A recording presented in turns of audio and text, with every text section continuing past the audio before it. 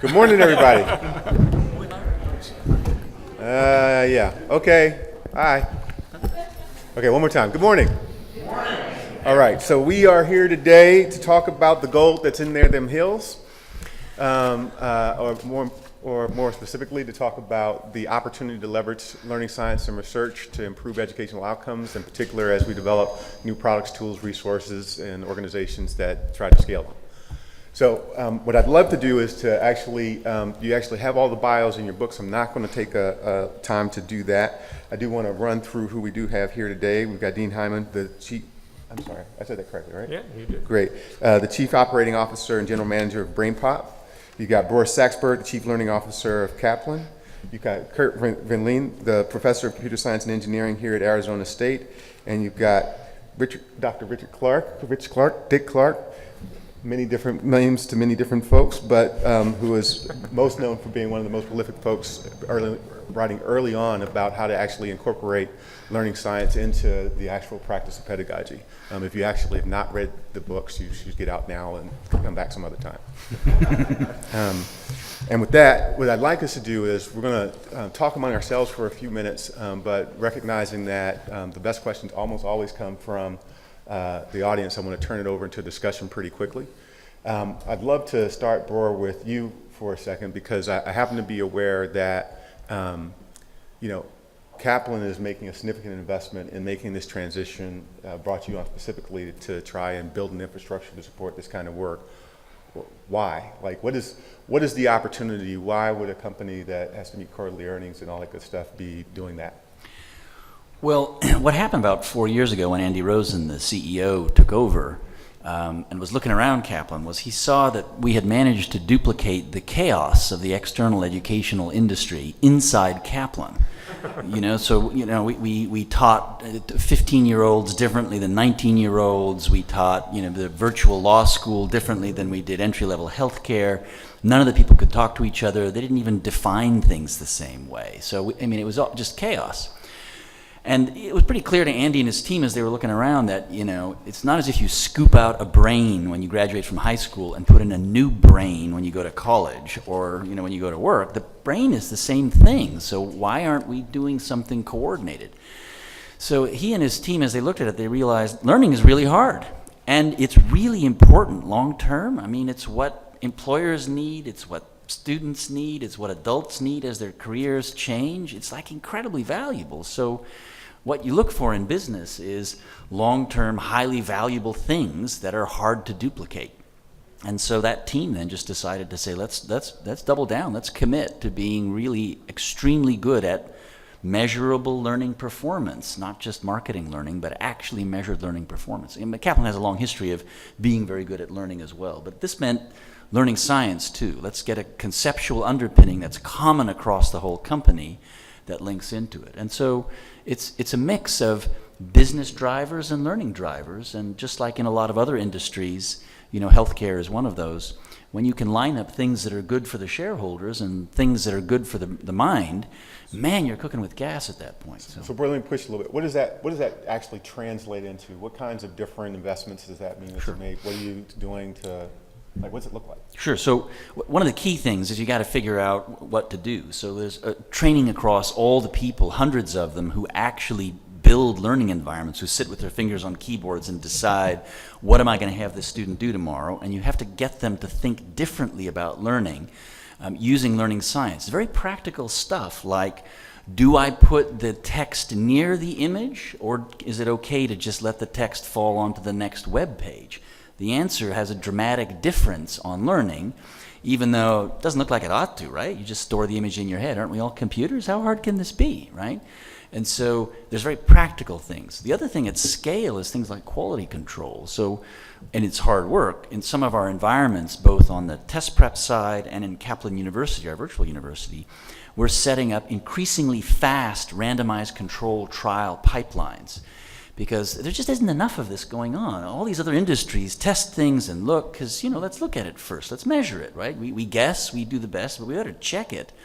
What a concept. I think it's called engineering. I think that's what that's called. And so where are our learning engineers, right? So we got to build learning engineering practices in, which means good measures, and then you apply them at scale to pilot things, and then you roll it out and keep looking to see does it work at scale the way you expected. So there's real investments then both in the technology infrastructure to gather the data, but actually more important is not the technology, it's the mindset of the decision makers who use the information, agree to do the pilots. And of course the hardest thing is do a pilot and then change your behavior, right? Usually you do a pilot, it's pretty easy to say, God, wow, huh, oh gosh, look at the time, right? The hard part is actually then deciding, what do I do with a good result, given that it's not what I expected? And so, you know, a lot of it is about decision making at scale and then auditing and reviewing that at scale. Let me push you up one more thing, and then I want to come to Dean, which is, so is this a long-term payoff kind of thing, or are there things that you kind of have seen right away that make it worthwhile? Oh, there's both near-term and long-term stuff.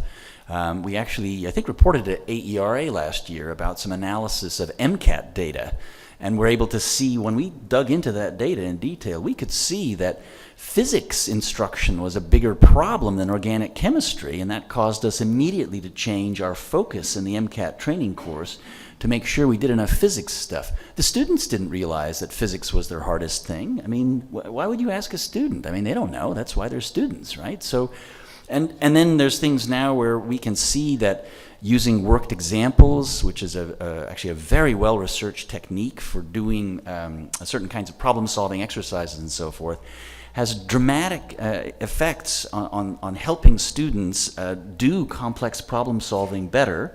It's lower cost to actually produce them, and it takes less time than things like video. So, gosh, so what are we supposed to do? Wait a minute, let me think. It's lower cost, takes students less time, and it's more effective.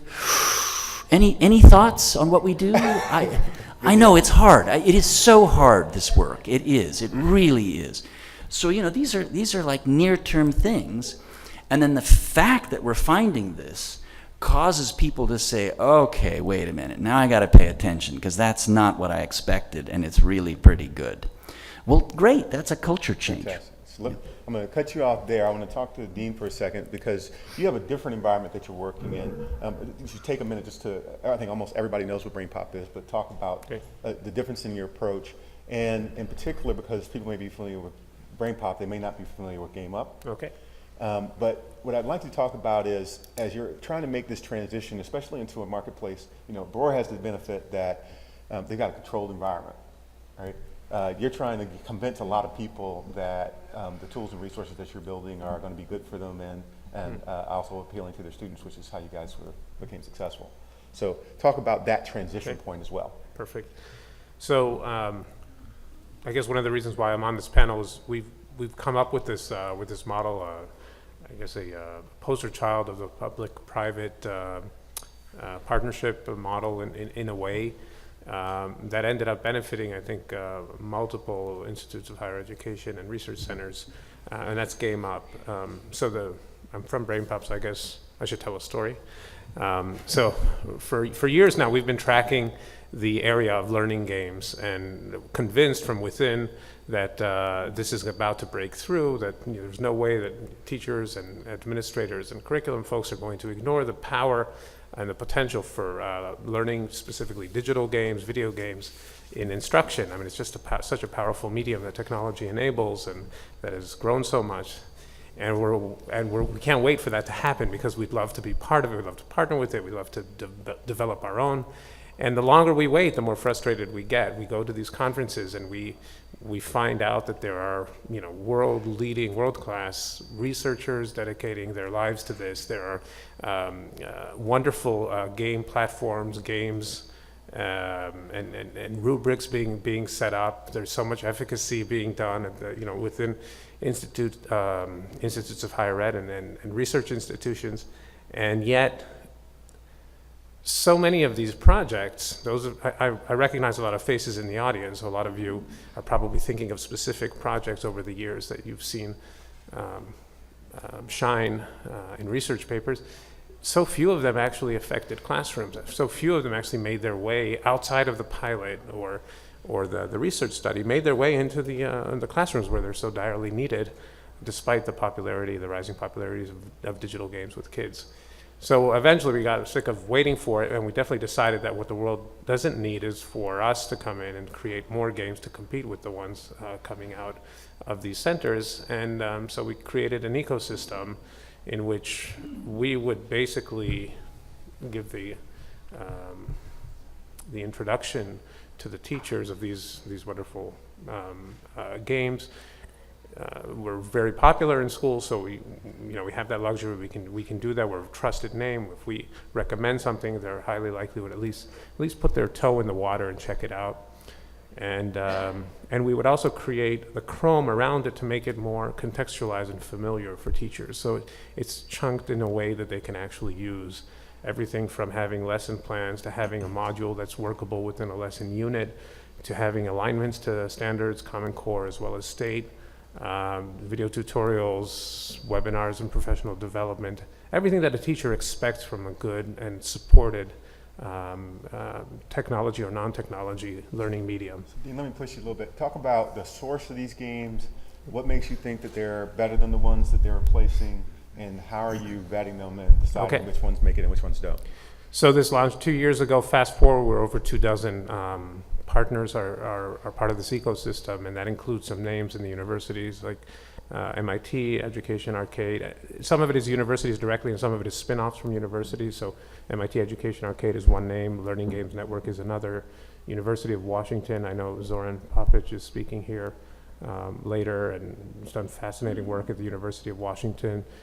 University of Wisconsin, Madison, Carnegie Mellon, and as of this week, also the neighboring state here, New Mexico State U. So they all have assets or partnerships of one sort or another with GameUp, and are leveraging this to actually get their games played, and in doing so are generating more data for the continual research, and that thrills their funders and their designers. So let's pause on that point for a second, because I want to come back to this about, was that part of the original theory of action, that you would build this infrastructure of GameUp in a way that will allow for data collection to accelerate the pace of research, or is that something that's been a nice byproduct of it as you set it up? It has been well, what we're trying to do, this is all free. So we don't pay for the games, and we don't charge for highlighting them. We don't charge for using them or any of the PD involved. That's been like the first phase of these 2 years of GameUp. Thinking about what's the partner's objective and being part of this is core to this. There's got to be a motivation, and it isn't monetary, for why they would want to collaborate. And it differs by partner. I mentioned the universities, by the way. I should also say there are wonderful for-profit companies, nonprofit companies, and other organizations that are also part of this and are in this space. But we're focusing on this panel on the universities. For many of them, it's data or usage, or getting a lease on a project for which the funding ended a few years ago, and they would love to go back in and modernize it, or they basically want to, like us, they want to make change. They want to influence education. So one great anecdote is a group coming out of Carnegie Mellon and NYU, a collaboration of PhD students, came up with a wonderful game. And it was actually a game that was powering the PhD, the dissertation of one of them. And so he has us feature, he changes some of the back-end features of the game. So, he's studying the number line, for example, instruction of the number line and concept. So he'll change something within the settings of the game and let us know, hey, defeature my game for a while, and then when he changes it, we'll feature it again, and then he'll get a new set of data based on, this is wonderful apparently for researchers. I'm not in the research field, but he couldn't believe this. And we've had a couple of partners where their servers have collapsed when we feature them. So in that case, we'll step in and we'll offer to host the game so that they don't incur extra expenses because of us. But that's how significant suddenly they don't have to go out and recruit playtesters anymore. Fantastic. Get wonderful data sets. So let me pause you there. I want to highlight a couple of points. The department published a paper that was worked on by a set of folks from around the sector about how evidence building and evidence gathering and evidence in general is changing given the use of these tools and resources, especially given the context of being able to go to scale first, and by going to scale have the ability to then do very different kinds of testing. is a perfect example of that kind of opportunity. I'm curious as we get into the conversation how people are thinking about that as they build in these experiments throughout their work. I actually want to come next, actually, all the way to the far end, and because I know that what we'd like to do is get a perspective on the table about what this feels like from the research side, and because the thing that we were supposed to talk about here today is like, why doesn't more of this happening? Like we just talked about 2 examples of it happening, but it's not happening in lots of places, and so the question is, why is it not happening? And in particular, from the researcher's perspective, what keeps it from happening? And then Kurt, I want you to finish up for us talking about some of the specific experiences. So, Why is it not happening? well, Actually, so two questions. One is, why is it not happening, if you want to address that broadly? But the second is, from the perspective of researchers in particular, what is it that makes it hard to actually get the learning science in? well, I've asked a number of them recently. Okay. Some of what I thought were the top people in the country that are doing the kind of work that could be scaled and even has started to be scaled. And they are kind of universally astounded that there isn't a great deal of interest in evidence-based work on the part of investors, since they think that there's some extraordinary things out there that would make a major difference in people's learning, the time that it takes them to learn things, access to learning, and so on and so forth. They're eager to participate in scaling the work that they and their colleagues have done in some of these different research centers. And yet their sense is they're not being asked to do that. By the way, I'm talking about approximately 15 people, so this is not a national survey, it's not a representative sample, but it's truly some of the, I think if you saw the list, you'd agree it's some of the best researchers in the country in education. Their take is that what they're being asked to do is to come in at the end of a development process and bless the result. And many of them refuse to do it because they take a look at it and they say, no, this doesn't reflect the best of what's out there. But they say there's always colleagues that have a professorship somewhere who are hungry, who are willing to take a consulting fee to come in and sort of say, yes, this is great stuff, let's let it go forward. That's their take about what this process looks like right now, I think. And are there experiences where it's gone well, and what distinguishes those from the ones where it hasn't worked? The one person that responded, who I know has been involved in a number of major attempts, not only in the United States, but in Europe, to scale the work that he and his colleagues had done, said that after describing to me a number of the scenarios that he'd experienced, he had to go have a drink. His take was that once they got underway with these things, that what often happened was that either management would change, and so the whole initiative would change. This is what happens in the military, for example, and a number of other places where there's routine cycles that management go through. Or management would decide that, hey, I don't like this. I have an opinion that should dominate this thing, and so they go in and they gut the project and include their own opinions, which they could have started with earlier. So I'm sorry, there are not a lot of really successful examples here, I think. People do point to them in K-12 education, but even many of those are enormous compromises, I think, in terms of the science that had been done originally. I think one of the best things going on right now in the country is what Dr. Saxberg is talking about, what he's trying to develop at Kaplan. I think that's a model. And that is persisting, that's holding up. I think that is basically going to succeed. Mainly because they're not just taking the research and trying to implement it cold. They're doing this in a context where they're continuing to study this process. It's complicated to make this stuff, to take the research and implement it in a product that's viable, marketable, and saleable, and that works when it hits the ground. You have to continue, I think, to do the kind of, call it evaluation if you like, but really it's a continuing kind of research to make it work. And the will to do that is not in great abundance right now, I think, out there in organizations that could implement and scale this work. Good deal. Kurt? Well, I have a more local perspective on this. I'm a computer science department member, and I've been that way for a long time.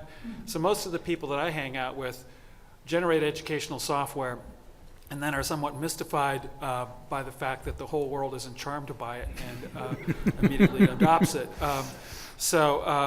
That is my view of the barrier, which is, and now we know a lot more about software development than we used to in the old days. If this system is going to get fixed, I think a good way to do it is to bring in the ultimate transition partner much earlier in the process. So typical grant might be Transition for partner? a company, or perhaps somebody who's not a company, but somebody from your organization who will find a company. And they start coming to the group's research meetings, maybe not every week, but maybe every month. Stop in, find out how it's going, see what the culture is, what things are being tried and whatnot. Certainly go to the conferences, the Intelligent Tutoring System Conference, the AI&Ed Conference, the Learning Sciences Conference.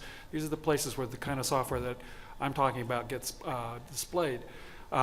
Pick and choose, the partnership might change because as the software is developed, it might change. Plus the partnerships also change. People's companies and incubators' interests might shift too. So it has to be kind of a fluid thing. I don't know how that's going to work in terms of IPs and NDAs and stuff, but I think bringing in the transition partners much earlier would be the secret to getting it out. Because what happens now is, you get an NSF grant, you work your tail off for a couple, 3 years, you got a great piece of software, it's out in the classroom, it's evaluated, it's effective. You've got all these things that the Game Up people have. You've got a lesson plan, you've got alignments to standards, you've got teacher training, and it's all ready to go. And then nobody wants it. And you say, whoops, I've got to get onto my next grant. I can't do anything about this. So it stops.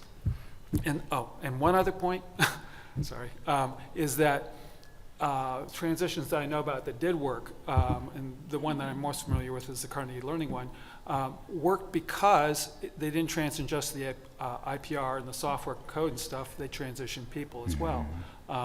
And that's pretty key.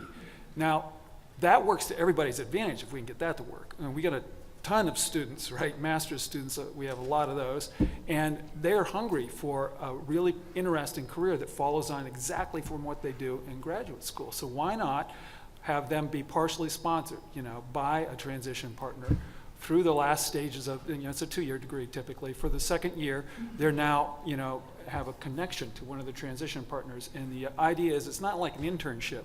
It goes beyond that. And the idea is that everybody agrees that the student and the IP go together to this new organization, and both flourish. Now, how much is this is a problem of the fact that people aren't willing to pay more for things that have science embedded in them? What's interesting about that is, you may not even need them to pay more. You need them to pick. Right, so it doesn't have to be necessarily about premium. I mean, there's the signal of choice is actually good enough. Well, say that. Let's stick with that one for a second. So I think one of the barriers in the whole ecosystem, because research is always hard. I mean, there are plenty of industries where there are these transitions between research labs and industrial work, and it's noisy and messy and hard, and people have tears and train wrecks, right? So it's not that it's easy. But it's just that it happens so much less in education than in other industries. So we shouldn't assume it's going to be easy, as it's not easy. And I think part of it is the buying signals that folks who could place large orders for things, especially in K-12, seem to not be aware that they should ask for stuff. So, for example, you guys may not be aware, but the two gentlemen to my right are the equivalent of, Mick Jagger and Eric Clapton.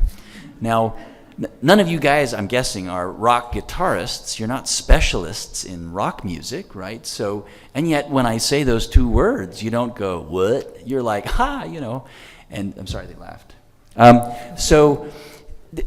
These two gentlemen are among the most esteemed and qualified research scientists in the world. I mean, seriously. And, where are their groupies, right? And so culturally, the buyers are just not aware somehow that there's this great stuff they should ask. Well, how does this relate to the great work of the Andes tutoring system. I'm really desperately interested in getting physics to work. I mean, Kurt Van Lane, what's your opinion of this thing, right?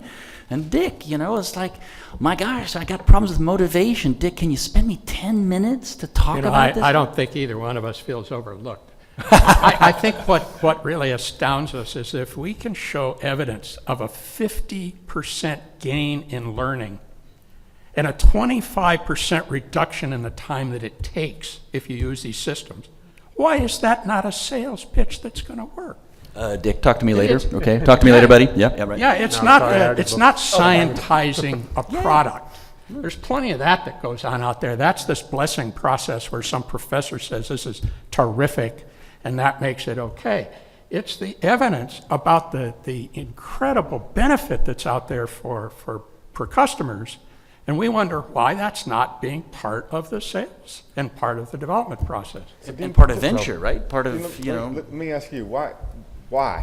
So I have a somewhat different perspective on it, and when we talk about buyers, as we all know in education, especially in K-12, it's a tricky term, right? The buyers are not necessarily the users, and we at BrainPop are very much kind of a bottom-up approach where we worry first about the classroom and then only later, if at all, about the district needs as defined by the district versus as defined in the actual instruction. And that's because everything that we do needs to scale. It's got to work not just in a lab setting or in a pilot setting. And it's very, teachers might not read research. I don't know. I doubt they the majority of them do. Neither do the majority of the rest of the people in the world who are not in the universities. But they do know what works. They have a very keen sense, call it a sixth sense, or just because they're the practitioners, of what's a sales pitch and what works. So very often, I think the remark is absolutely correct that products are bought without considering the proven efficacy and the research behind them, but they don't necessarily fly with the teachers. We have to make that distinction that the better products, the better practices do shine when they're actually used in the classroom. Teachers, and we thrive on this, our whole history is built on this. When teachers find something that they love, the first thing that they do is they tell everyone they know. So this is something that benefits. Let me press you on this part. This part of the industry. So two questions. One is, are you asserting that teachers, especially prospectively, are particularly good at sussing out what's going to work and what's not going to work before they've had a chance to try it in their classrooms? 'Cause No. that's oftentimes when you're making Not purchase before. decisions. Okay. Absolutely And not then- before. and- Based on practice, they'll look at it, they'll check it, they'll check yep. it with their kids, just like we do with parents if we're evaluating a new app. Okay. We don't read the sales pitch, and we might need to buy based on that question of what the sales pitch, whether it appealed to us or not, but whether we actually keep it on our device and whether we push it towards our kids or encourage them to use it more depends on how they react to it and our observation of that. So, and I want to push again on the second part then. So, teachers, you're asserting that teachers are expert at picking what actually works in their classrooms, yet our outcomes would seem to indicate something different. So, how do you reconcile? Well, they don't have the buying power. They can sense something that works from something that doesn't work. Now, this is a blanket statement, of course, that doesn't work for everything, and of course they would benefit from the theory and so on. I'm just saying that they are, intelligent movers within this equation. They don't necessarily have the decision-making power. Understood. So let me have us take a quick tangent for a second. We talked for a second about the value to the enterprises that are selling products. If you're in a direct service business, being able to do it in a quarter less time and 50% better outcome, you've got a platform that you're trying to drive that allows you to deliver value to your customers. You have a product that you're selling in the schools. You give them things that are going to work for their students. They want to come back for more because they can tell what's working. So forget about the end user buyer. What about the people that are producers of content, tools, and services? How long has the research around worked examples been around? 20, 30 years, something like that. John Why Sweller is that stuff. not common in every product that comes out to serve the education community? Why does that not happen? Because It's a really good question. I think I do come back to, the culture and how folks who are in education learn their trade and talk amongst each other really for decades, has just not had a connection to the learning science that's built up. And, you know, even though we say it's 30 years old, it's only 30 years old too, right? So a lot of this stuff has had good evidence accumulate over the last 30 or 40 years. And I think a lot of players in education, ed schools and so forth, where you might then develop a culture of what do I pay attention to, haven't talked about this. And so there's a lot of factors around this. And then, you know, it may well be that, just the focus in schools, for example, and certainly in universities on student performance hasn't always been as strong as it needs to be. So that, again, there hasn't been this, hunt for, God, how do we do this? How do we do this? And in university settings, it's still not clear that that's a big deal. I think there's also a downside here in the fact that we're talking about a business where we all have experience here. We all went to school. We all understand education, right? Wrong, we don't. But we think we do. And also we have feelings about the experience we had as we were educated, particularly in K-12 experience, maybe even in the university. And those experiences, negative for many really bright people actually, lead them to think that they have the best sense about how to solve what they perceive as the problems and the needs that are out there, and they don't feel a need to turn to research to do that. That then extends even to legislatures. In K-12, for example, New York State has passed regulations that govern what can happen in a classroom and schools, and they've actually mandated what we know doesn't work, which is astounding. This is that discovery kind of constructivist stuff that's out there right now that's extremely popular, and the evidence is totally against it. So that actually makes it more difficult, for schools to adopt, and I agree. Teachers once they try something, they have a pretty good sense of what does or doesn't work in the classroom. They're often the last ones to be involved in the decision process. Okay. So then let's then shift from, we described the problem magnificently. Let's talk about some of the potential solutions in this space. Kurt, if we could talk a little bit, ASU has been attempting to try and get more of this done. You talked a little bit about some of the difficulties in doing so. Will you talk about some of the attempts to do that? And then I'd like to talk to you, Dick, about the smartest people who are calling you and trying to use your research to inform what they're doing. Okay, well, you mean pushing university research out to the K-12 area? Well, getting the research embedded in any kind of educational practice, especially where it's actually starting to go to scale, and how that happens, where it's happening well, and what the mechanisms people are using to get teachers, faculty, or others to actually do it. Well, I guess there's kind of observable things and then more of a less observable. The observable is there's a system of incentives in place inside ASU to put courses online, to make your course hybrid, to get it into the, we have two universities, there's regular ASU and ASU Online, to transition a course from one to the other. And those incentives, they're not big, they're financial or they're course relief or something like that. But more importantly is the non-objective stuff, where there's just an attitude around the university that we're a huge university, we have lots and lots of students, we can't teach them all one-on-one. What can we do that's just as good? How do we solve this problem? And all kinds of factors conspire to make people think about learning as a topic of inquiry, something they need to find out about. Now, as evidence for this, the university set up the Learning Sciences Institute inside it, which is intended to bring learning scientists from around the campus together. That's transitioned into some new, I think, very innovative leadership. Mickey Chi here is the new director of it, and that will have a lot of impact within the university by bringing people together, by helping spawn this attitude that the learning sciences make a difference in your own courses, as well as how you can interact with people out in the K-12 area with your new ideas. I think the biggest thing that ASU does is just say, this is a problem and it's our problem. We're going to solve it as a university. And then, Vic, I'll let you actually close us out with the examples of the people who are smartest and coming to you for the research to try and influence how they're changing their practice, their systems, et cetera. Oh, say again, sorry. So who in the field is coming to you that has the potential to scale, that is actually doing great work around leveraging the research to actually improve Well, outcomes? our research center, our niche among research centers is that we work for universities, for large organizations, trying to tease out things that we feel could be scaled. And to take a hopefully an unbiased approach to it, since we don't generate a lot of research ourselves except on one product that we felt nobody was doing enough work on, so we started doing our own work about a decade ago. But we hear from, everybody from government agencies, the military, large organizations, particularly energy organizations recently, but a number of business organizations too, that are wanting to think about how do they improve the training they do, how to improve the products that they're starting to develop.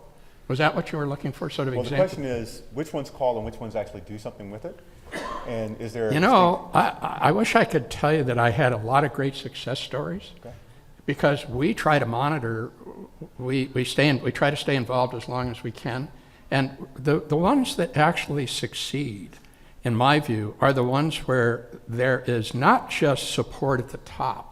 That's critical, and consistent support that's durable when people at the top change, move around, and so on. But also, and this was what surprised us, it has to be a combination of people at the top and people who are actually doing the work from day to day.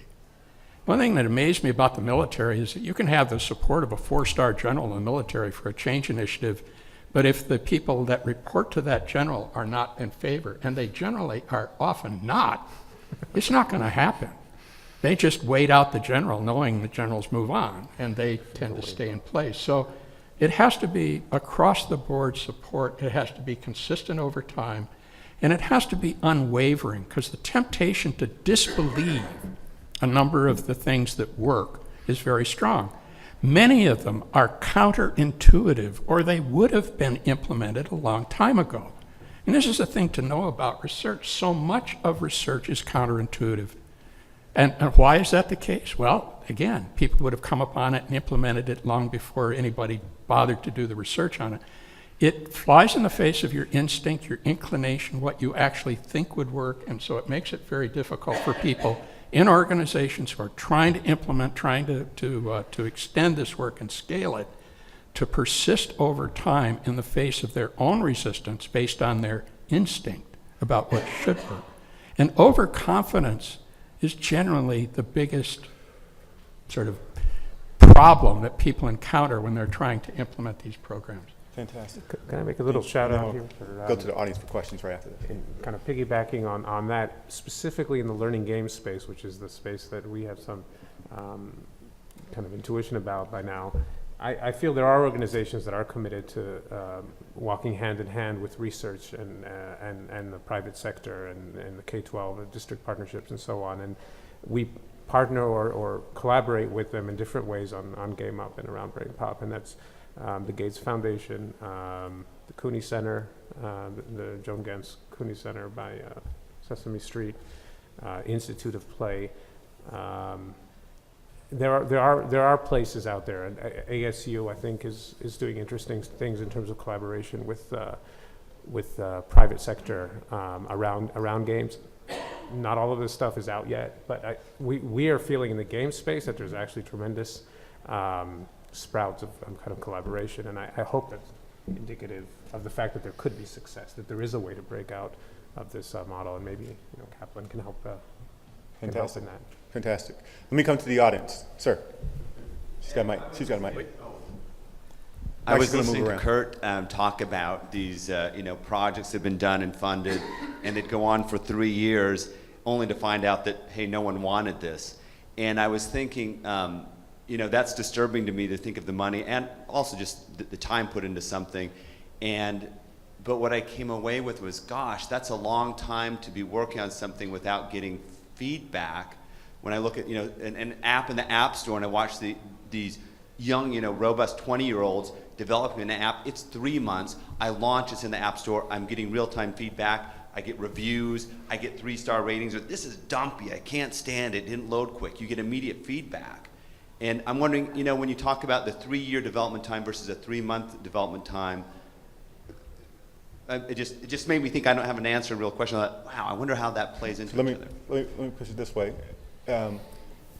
there's a unique opportunity actually in the amount of feedback and how quickly you can get it and how many, what you think about a sample changes dramatically in this context. So link those two things together, recognizing some research takes time just to get done. What can you do in shorter time frames that might actually be of benefit to the field?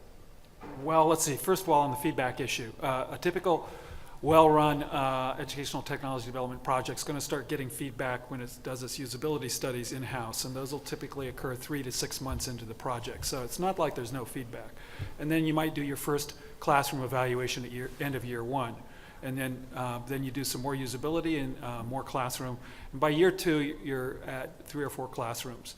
So you're getting feedback from all these things. Video feedback, you do screenshot videos, you code the videos, you use Fraps or Camtasia or something like that to do a detailed analysis, more so than any person would give you sort of an email message.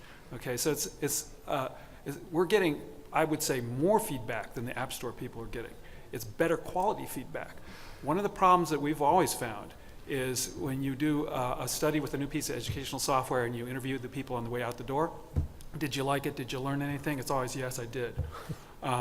And would you use it again? Well, maybe I would, maybe I wouldn't. But when you go back and you look at what they did, you can find out exactly where they had troubles and where your software needs to be changed. Now, they don't know that. They can't see that. They're too busy using the software to know where they have problems with it. So it's a different kind of evaluation. You need to do that, and I think companies do that too if they're good at their game. The other question is, why does it take so long? It's in part because what we're paid to do is test out ideas that have never been tested out before. Okay, and typically that means we can't build upon a lot of existing stuff and make one small change to it and call it an app and send it out. So we actually have to develop often from raw Java up. And so it takes a while. Okay. That's point one. Point two is that we don't have full-time programmers. Everybody on a project is going to have other things they have to do, like take classes and write theses and stuff like that. So that's part of the problem. Next hand. Go over here with Ted, and then we'll go back to the back. Actually, let's get to the questions quickly and get 2 questions up at the same time. Okay. Ted Craver. I've entered aerospace industry in the early 60s, and I was really interested in this innovation process. And NASA had done a lot of research on it, read some interesting papers, but the Swedes did a marvelous paper on looking across many industries, and they found that there's 2 closed cycles. One is the university cycle, publishing paper, going around and around. You've discussed that. There's also the cycle of the entrepreneur or the engineer in the middle of a process that has to reach down into the academic world, kicking and screaming, pulling something up to fix a problem, but there's a huge disconnect between them. Now, there's one part of our culture that's done a better job than anybody else, and that's the military training.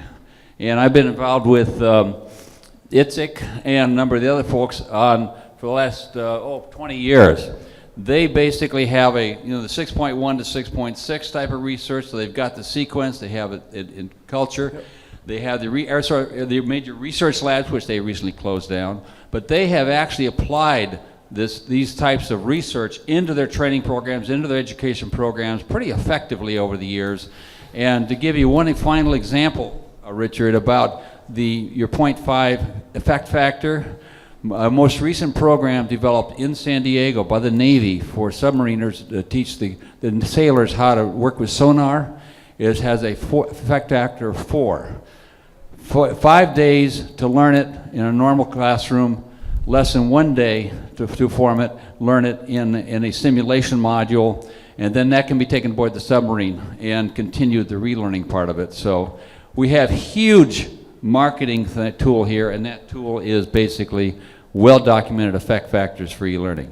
Thanks very much. And I got a question here now. Come on, Ted. You can't do both. You can't do one sentence question. Go ahead. Why don't you do some meta studies on this process of getting the research and the user industries together, make that an academic process, and figure out how the hell to do it? The business departments are working on it, but no one's really solved that problem. Fantastic. Thanks. In the back. Thank you very much. My name is Matthew Nathan. I'm with WestEd, and we're an education research lab. And so my question to the panel is, what's the right point at which to involve those sort of transition partners or industry partners or other sort of dissemination partners? There's I heard one approach that sort of was about getting a strong enough evidence base and kind of having something pretty well baked and then looking to sort of bring it out. And then I also heard sort of discussions around bringing people in earlier. So I was just curious, I guess, from all of the panelists, what's the right point or different right points to kind of be involved in different ways so that we're not developing something where there's no market for but has a great impact, or vice versa. So I should have asked this earlier. Raise your hand if you are in the research community in this room. Mm-hmm. Entrepreneur? Investor? Okay. Good deal, good deal. Case closed. All right. So, onto the question at hand. I'm sorry. Well, I think we should be able to learn a lot from other businesses that do this. That there's going to be multiple entry points. So we at Kaplan, we're interested in things that actually have some evidence they work at some scale, and that we can then scale up and deploy. So we're less likely to just look at a pure researchy idea at a very, very early stage.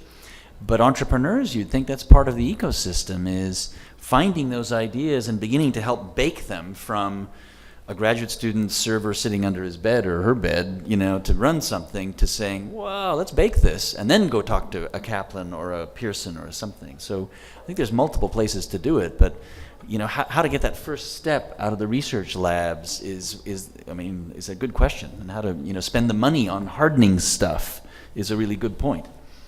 It's important to recognize that people in universities who do this research are not rewarded for doing what you're suggesting. They're not rewarded for working with for-profit or not-for-profit companies that want to scale what they do. As a matter of fact, the argument could be made in some of the better universities are punished for it. The punishment's not being spanked, the punishment is being ignored, the punishment is not getting points towards tenure or promotion or increases in salary. So there's very little incentive to do this, and there may be disincentives. Secondly, in response to the first question, there are groups out there that are analyzing this problem. And there are many different reports. One of the people that I sent this to was a professor here at ASU who sent me back some documents that have been developed. A past president of American Educational Research Association sent me back a number of documents that have been produced about how to go about doing this. Apparently not many people have read them. So is there a market for products that demonstrably work and work in a factor of 0.5 to 4 times to 400%? Is there a market for that? And if there is, there are products out there that you could bring to market that would have that effect. To me, the question is there a market? How do we discover it and take advantage of it?